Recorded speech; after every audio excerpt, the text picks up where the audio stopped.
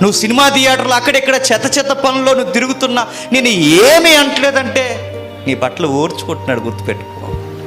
ఈరోజు కాకపోతే రేపు, రేపు కాకపోతే ఇంకొక రోజు తెలుసుకుంటావని ఆయన మనల్ని కూర్చో అనుకుంటున్నాడు.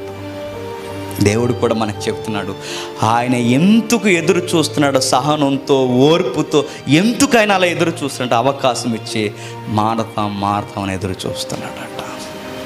ఇది కూడా గుర్తుపెట్టుకోండి. దేవుని చిత్తంలో దేవుడు మనకు నేర్పిస్తున్నది గుర్తుపెట్టండి.